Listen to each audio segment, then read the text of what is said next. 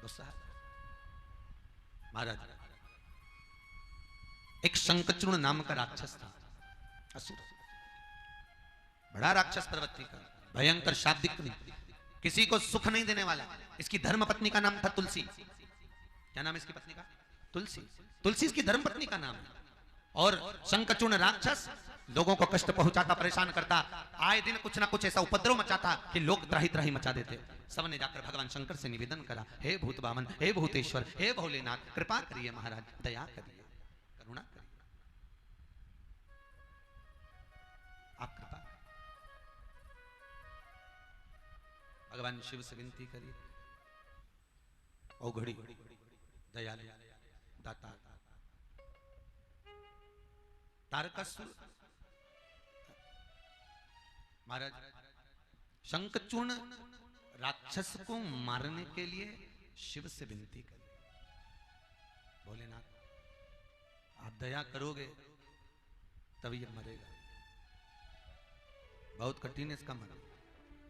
शंकर भगवान एक ही बात कहे, इसकी जो धर्म पत्नी है तुलसी, वो पतिव्रता धर्म का पालन करने वाली, पति को परमेश्वर मानती है, पति चरणों का स्तवन करती है, पति चरणों को नमन करती है। उसको मारने के लिए उसके सात्वित्व को डिगाना पड़ेगा। बहुत सुंदर बातें माताओं, ध्यान रखना अपनी जिंदगी में। नारी का सात्वित्व उस समय पर समाप्त हो जाता है जिस समय पर नारी अपने पति से कहती है कि तुमसे विवाह कर कर मेरी जिंदगी नरक हो गई।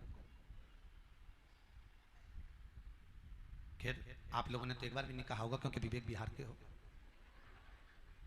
आप तो नहीं बोले होगे। और ये समझदारी रखना अपनी जिंदगी में कि हमारे मुख से हम कभी भी ये संबोधन ना कहें कि हमारी जिंदगी तुमसे विवाह कर कर नरक हो गई। देखो फिर वही कल वाली बात आ गई, करोड़ों की जनता में यही तुम्हारी किस्मत में क्यों मिला? क्योंकि तुम्हारी किस्मत में ये लिखा था। तो फिर ये बोलकर आप अपना सात्वित्व क्यों भंग करो? ऐसा संबोधन क्यों कहा जाए जिससे किसी को ठेस पहुंचे? और पत्नियों से भी निवेदन है, केवल पत्नियों के लिए ये बात नहीं है, आपसे भी निवेदन है। आप जरा जरा सी बात में लड़ाई झगड़ा करके कह देते हो मेरी तो जिंदगी नरक होगी तेरे से शादी करके। तुम्हारे लिए भी कितनी देखी, पर यही लिखी थी जगदम्बा।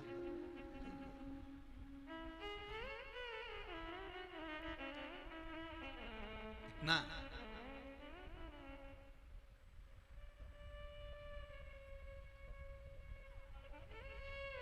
हर सास बहू जो ढूंढती है वो ये सोच के ढूंढती है कि कोई संस्कारित अच्छी जो सबको लेकर चले, ऐसी मिलना चाहिए। सही है कि गलत है? अरे बोलो तो जम के, सही है ना? ऐसी मिलना चाहिए।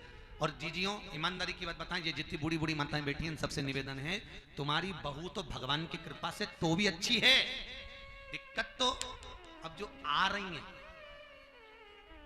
जो भी तुम्हारे छोरा छोरी इतने से है ना, जब इनकी जब शादी होगी और ये जब बहुएं लेकर आएंगे, अभी तो जगदम्बा आ रही है, आने वाली कालरात्रि और चामुंडा है, तुम देखो तो सही। अभी तो ठीक है, कई कई सासों ने बहुओं से कह देती बेटा हमारी तो निभ गई, अब तो तू जा, हमारे तो जो होना था हो गया, हमें तो भगवान की कृपा थी जो तुम मिल गई, अब मन तेरा वृत्ति जो मिल, हमारी तो निभ गई, जैसे निभना था, जैसा समय था उसके अनुसार हो गया। अब इसके सात्वित्व को अगर डिगा दिया जाए, अगर सात्वित्व डिग जाएगा तो ये पक्का है कि ये मर जाएगा शंखचूड़। अब इसका सात्वित्व डिगाने का प्रयास किया जाए तो भगवान विष्णु से कहा तुम जाओ, भगवान नारायण का ठीक है। शंखचूर्ण का रूप रखकर भगवान विष्णु तुलसी के कमरे में कक्ष में पहुंच गए और तुलसी के साथ में रहे।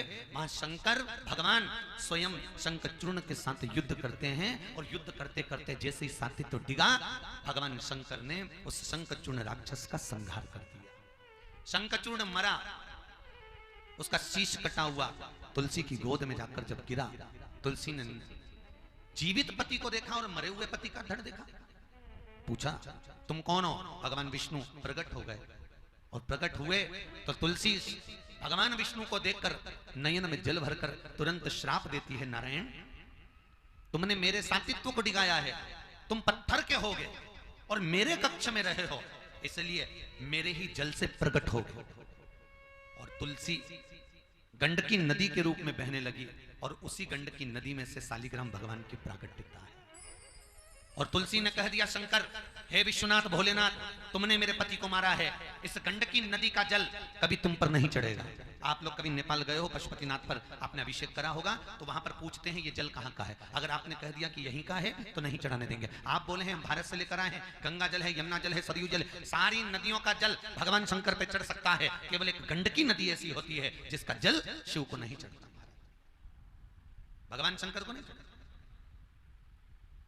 केवल शंखचूर्ण राक्षस को मारकर भगवान शंकर ने शंखचूर्ण राक्षस के उस शरीर को लात मारकर समुद्र में डाल दिया। जैसे समुद्र में डाला, समुद्र में डालते ही शंखचूर्ण राक्षस की उन हड्डियों से शंख जाति का निर्माण हो गया महाराज। और जैसे ही शंख जाति का निर्माण हुआ, वो शंख जाति आपके घर में भी विराजमान। मंदिरों में जो शंख रहता है वो शंखचूर्ण राक्षस की हड्डियों से बने। 33 कोटि देवताओं का अभिषेक शंख के जल से होता है, पर शंकर के ऊपर कभी शंख का जल नहीं चढ़ता। कभी शास्त्र कहता है शिव पर अगर शंख का जल चढ़ता है तो गौ हत्या के बराबर दोष लग जाता है। इसलिए सारे देवताओं को शंख का जल चढ़ेगा, पर शंकर पर नहीं चढ़ेगा। अलग अलग तरह के शंख होते हैं, कोई गणेश शंख होता है, कोई दक्षिणवर्ती शंख होता है, कोई लक्ष्मी शंख, कोई नारायण शंख होता है, और कोई कोई शंख राक्षस शंख भी होता है। तो जो राक्षस शंख होता है वो राक्षस शंख घर में शांति नहीं रहने देता वो शंख। इसलिए हमेशा जो भी शंख आप अपने घर में रखें, पहले कोई ब्राह्मण से, कोई चतुर विद्वान से पूछ कर रखें कि ये शंख हमारे घर में रखने के लायक है कि नहीं, तब हम उस शंख को रख सकते हैं।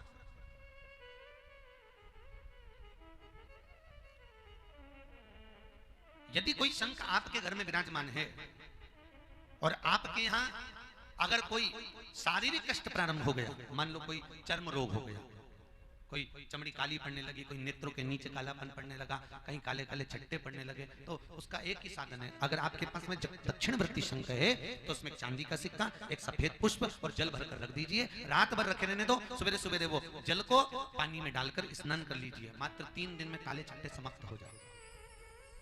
अगर दक्षिणवर्ती शंख है उसके, अगर कोई बच्चा तोतला बोलता हो, हकलाकर बोलता हो, तो गणेश वृत्ति शंख, कौन सा शंख? गणेश वृत्ति शंख। उस शंख के अंदर जौ के दाने 7 डालकर पानी भरकर रख दीजिए और उस पानी और जौ के दाने को पीस लीजिए और उसको पीस कर बच्चे को थोड़ा थोड़ा देना चालू कर दीजिए। 15 से 20 दिन में बच्चा तोतला बोलना बंद कर देता है, अटकना हकलाना बंद कर देता है। महाराज गणेश वृत्ति शंख, गणेश शंख कैसा होता है? गणेश जी की जैसे किसी अपने शादी की पत्रिकाओं में भी देखा होगा, शादी की पत्रिकाओं में भी गणेश वृत्ति शंख आता है, ऐसा शंख बना रहता है, इससे मुड़ा होगा, वो गणेश वृत्ति शंख। उसकी सूंड जैसी आती है, सूंड वो गणेश वृत्ति का शंख होता है। भगवान शंकर ने शंखचूर्ण नाम के राक्षस का संहार करा, शंखचूर्ण राक्षस मरा, शंख जाति का निर्माण हुआ। आगे वर्णन आता है, भगवान भूत भावन भूतेश्वर भगवान शिव विराजमान थे और बंद नेत्र कर भगवान शंकर तप में लीन थे। जैसे ही तप में लीन थे, शंकर भगवान के तप लीन होने पर शंकर भगवान के नयन से एक अश्रु बह निकला। उस आंसू से एक पुत्र ने जन्म लिया जिसका नाम अंधकासुर। क्या नाम है? अंधकासुर। उसका नाम अंधकासुर। अब अंधकासुर जैसे जन्म छोटा सा अंधकासुर था हमारा, छोटा सा जन्म। पार्वती जी ने देखा कि शंकर जी के नयन अश्रु से जन्म, तो पार्वती को लगा कि मेरा पुत्र है और माता पार्वती उसको पुत्र समझकर गोदी में उठा ली। उठाया, शंकर भगवान जैसे ही नेत्र खोले तो भगवान शंकर ने कहा, पार्वती ये किसका बालक है? पार्वती जी कहती हैं, आपके नेत्र बंद हो गए थे, आपके नयन अश्रु से ये बालक प्रकट हुआ। शंकर भगवान ने कहा, पार्वती इसको उठा और समुद्र में फेंक दे, इसको उठाकर समुद्र में डाल दे। पार्वती कहती नहीं, ये आपका पुत्र है तो मेरा भी पुत्र है। पार्वती उसको स्नेह करने लगी। शंकर भगवान बोले, पार्वती ये मेरे नेत्र बंद करने के बाद प्रकट हुआ है, फेंक इसको समुद्र में। पार्वती मैया बार बार शंकर जी कहते हैं, नहीं मानती। अंत में शंकर भगवान ने कहा, पार्वती याद कर ले, बद्रिक आश्रम में एक बच्चे को गोदी में लिया था तो पूरी प्रॉपर्टी देना पड़ी थी, अब ये दूसरा आ गया, सोच ले। पार्वती जी ने उसी समय पर अंधकासुर को समुद्र में फेंक दिया। समुद्र में डाल दिया। और जैसे ही माता पार्वती ने समुद्र में उस बच्चे को फेंका, फेंकते से वो बच्चा नीचे जल में गया। जाते ही हिरण्याक्ष तप कर रहा था, और हिरण्याक्ष जब तप कर रहा था उसी की गोद में जाकर वो बच्चा गिर गया। हिरण्याक्ष ने उस बच्चे का लालन पालन करा, उसका पोषण करा। जब समय आया बच्चा बड़ा हो गया, बड़ा हुआ, हिरण्याक्ष को मारने के लिए भगवान विष्णु ने बराह अवतार धारण करा, और बराह अवतार धारण कर हिरण्याक्ष को मारकर पृथ्वी को जल के ऊपर ठहराया। जब जल पर पृथ्वी आ गई तब अंधकासुर को मालूम पड़ा कि भगवान विष्णु ने मेरे पिता को मार दिया, मेरे पिता को मारा।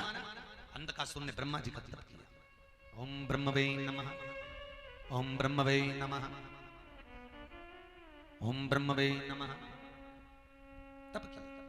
जब ब्रह्मा जी ने तप किया, अंधकासुर जब ब्रह्मदेव का तप करता है और तप करते करते ब्रह्मा प्रकट हो गए। मांग अंधकासुर तुझे क्या चाहिए? अंधकासुर कहता है ब्रह्मदेव मुझे वर दीजिए, जिस दिन मैं अपनी मां को गलत दृष्टि से देखूं उसी दिन मेरे प्राण छूटे। क्योंकि अंधकासुर को यह मालूम था कि मेरी कोई मां नहीं है, क्योंकि पिता ने कहा था ना तो तेरी कोई मां है ना तेरा कोई पिता है, तो समुद्र में मेरे को मिला था, मुझे समुद्र में प्राप्त हुआ है। और अंधकासुर को यह नहीं मालूम कि बिना माता पिता के तो पृथ्वी पर कोई जन्म हो ही नहीं सकता, तो पृथ्वी पर जन्म है, तो मेरी गोद में आकर जल में आया है, चिंता मत कर, तेरी कोई ना तो मां है ना कोई तेरा पिता। अब इतना क्रोध में अंधकासुर ने मांगा ब्रह्मदेव वर दीजिए, अगर मुझे वर देना चाहते हो तो ऐसा वर दो कि जिस दिन मैं अपनी माता को गलत दृष्टि से देखूं बस उसी दिन मेरे प्राण छूटे। ब्रह्मा जी ने कह दिया तथास्तु, क्योंकि ब्रह्मा जी को तो मालूम था कि पार्वती जी ने इसको गोदी में लिया था और माता पार्वती ने इसको पुत्र के रूप में देखा। देख समय आया, अंधकासुर ने उपद्रव मचाया, ऐसा उपद्रव मचाया कि सारे देवता भगवान शिव के पास जाकर विनती करी, हर हर महा, भगवान शंकर से विनती करी, निवेदन करा, भोलेनाथ विश्वनाथ करुणा सागर करुणा करिए प्रभु, इस अंधकासुर का संहार कर दो। भगवान शंकर बोले इतनी जल्दी नहीं मरेगा, जिस दिन ये अपनी माता को गलत दृष्टि से देखेगा उस दिन मरेगा। समय आया, अंधकासुर बड़ा हुआ, और अंधकासुर जैसे बड़ा हुआ, बड़ा होते ही अंधकासुर ने अपने गणों से कहा, दूतों से कहा, जाओ मुझे विवाह करना है, कोई सबसे सुंदर जो कन्या हो उसको लेकर, जो सबसे सुंदर उसको लाइए। अब सबसे सुंदर कन्या, गणों ने कहा जो सबसे सुंदर कन्या थी उसको तो शंकर ले गए। तो अंधकासुर बोलता है अगर शंकर उस कन्या को लेकर चले गए तो कौन सी बड़ी बात है, वो तो बाबा जोगी है, वो तो भस्मी दमाने वाला है, जटाजूट बांधने वाला है, उसके पास में कोई कन्या अगर सुंदर है तो कहां रहेगा, वो कन्या मेरे लिए। और अंधकासुर सोच रहा है कि सारे दूत कह रहे हैं कि बड़ी सुंदर है पार्वती, बड़ी, और मां तो मां ही होती है। आपको कथा में दूसरे दिन भी कहा था, ओल्ड इज गोल्ड, बहू और सास इन दोनों में सबसे सुंदर आज भी अगर कोई है तो वो सास है। बस अंतर इतना है कि बहू पार्लर में तैयार होती है और सास सत्संग में तैयार होती है, बस अंतर इतना। और भगवान, एक बात याद रखना, आप कितना भी पाउडर लगा लो, क्रीम लगा लो, सब कुछ लगा लो, पर भगवान पाउडर और क्रीम देखकर तुम पर नहीं रीझेगा। अगर भगवान रीझेगा तो तुम्हारे आत्मा के श्रृंगार से रीझेगा।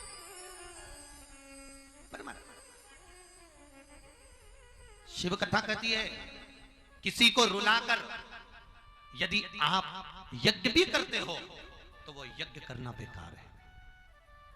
किसी को रुलाकर अगर आप यज्ञ कर रहे हो, किसी को रुलाकर, किसी को कष्ट देकर आप अगर शिव महापुराण की कथा कर रहे हो, किसी को कष्ट देकर राम कथा भागवत कथा अगर कोई सत्कर्म भी कर रहे हो तो वो करना बेकार है। और याद रखना, आपके द्वारा यदि किसी एक व्यक्ति के चेहरे पर मुस्कुराहट आ जाए, चेहरे पर हंसी आ जाए, तो फिर भगवान को दिया और बत्ती लगाने की भी जरूरत नहीं पड़ती, तुम्हारी पूजा पूरी हो जाती है। अगर तुम्हारे द्वारा एक व्यक्ति के चेहरे पर भी अगर मुस्कुराहट है तो समझ लो। कई लोग हमसे कहते हैं महाराज आप दिन भर कथा बाजते हो और हंसाते रहते हो, कथा में बीच बीच में हंसाते रहते हो। हमने कहा रोने के लिए तो पूरी जिंदगी पड़ी है। चप्पल पहन के बाहर जाओगे, जैसे ही घर में पहुंचोगे फिर मुसद्दी लाल जैसा मुंह हो जाएगा, फिर गुमशुदा तलाश के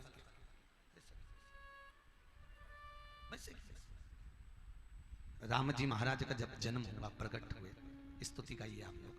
माता पुनि बोली सोमति डोली तजहु तात यह कीजे शिशुलीला अति प्रिय शीला यह सुख परम अनुपा। सुनी बचन सुजाना सुनी वचन सुजाना रोदन होई बालक सुरभू। यह चरित जो गावई हरिपद तेना परई भव। महाराज कितनी सुंदर बात कही है। माता कौशल्या राम जी से कहती हैं रोइए। कौन कह रही है? अरे जम के बोलो जरा। कौशल्या रो तो राम जी कहते हैं मां तुम मुझे रुला रही है। कौशल्या जी कहती हैं पृथ्वी पर जन्म लिया है तो रोना तो पड़ेगा। जब भगवान को मां रुला रही है तो तुम किस खेत की मूली हो? सत्य है कि गलत है? भगवान को मां रुला रही है तो आज भी नियम है। कौशल्या जी ने राम को रुलाया था तो जन्म लिए बच्चे को, जब बच्चा जन्म लेता है तो डॉक्टर सिस्टर उसको थप मार के रुलाते हैं। रो, आज से रोएगा तो मरेगा तब तक रोएगा। रो, कभी कमाने के लिए, कभी धन के लिए, कभी परिवार के लिए, कभी कुटुंब के लिए, कभी जायदाद के लिए, कभी जमीन के लिए, कहीं ना कहीं रोना पड़ेगा। रो, दोनों रोए। मनुष्य भी रोया और भगवान भी रोया।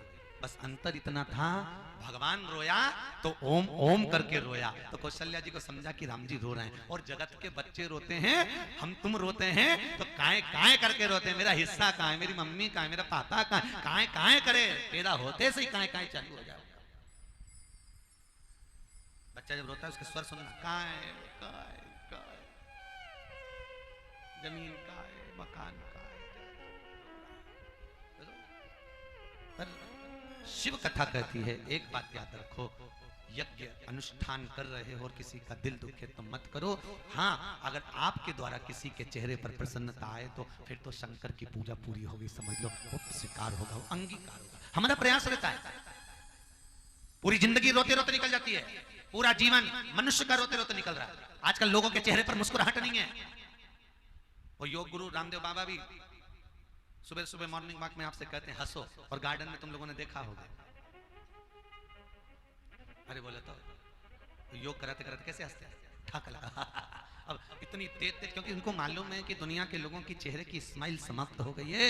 और सारी औषधियों से भी बड़ी औषधि रोग को मिटाने के लिए अगर कुछ है तो वो चेहरे की स्माइल है। व्यक्ति कमा कमा कर भेरू हो गया रे।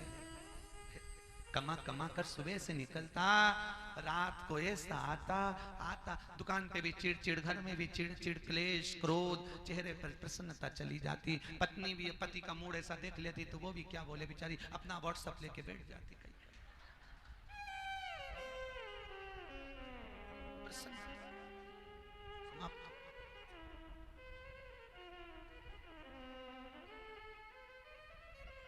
आपको कथा में कहा था पहले दिन, दूसरे दिन क्या कहा था? करवा चौथ पर भूखे रहने से पति की उम्र नहीं बढ़ती। याद है? पति की उम्र किस चीज से बढ़ेगी? तुम्हारे मीठे और प्रेम से, स्माइल से, बोलने से। वो कहते हैं मीठा, प्रेम वश, स्नेह वश, खूब श्रेष्ठता में बोलिए, उम्र बढ़ती चली जाए। एक राजा ने महल बनाया, बड़ा सुंदर महल। गांव के नगर के सेठ जी को बुलाया, सेठ जी आइए, महल देखो कैसा बना। सेठ जी ने कहा महाराज जी महल तो बहुत अच्छा बनाया, पर दरवाजा छोटा रख दिया। तो राजा ने कहा दरवाजे से क्या होना, आना ही जाना तो। इतने में नगर के सेठ बोले तुमने दरवाजा छोटा रख दिया, जब तुम मरोगे तो तुम्हारी अर्थी कैसे निकलेगी? राजा ने कहा बताओ, हमारा तो मकान और हमारे मकान का मोहरा, और आज ये क्या कह, अर्थी कैसे निकलेगी? राजा ने दूतों को बुलाया, इसको बंद करो, जेल में डालो अंदर।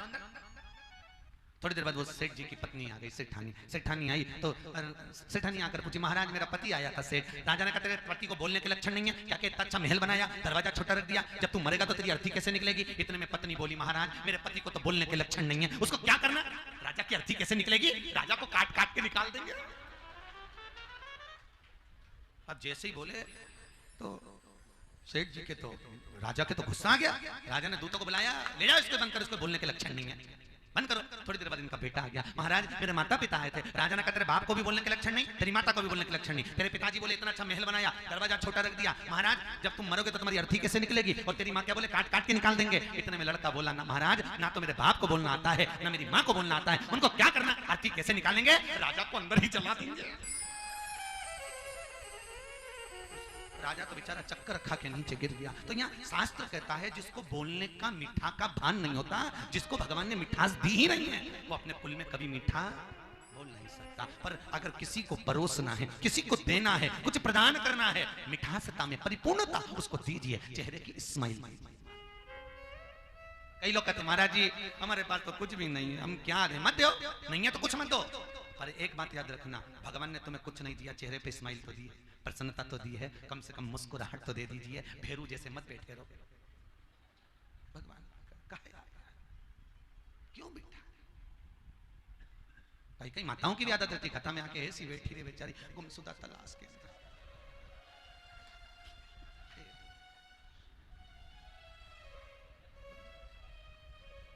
भगवान भी सुनता है। हम माता जी से क्या, हम मुस्कुराते रहे तुम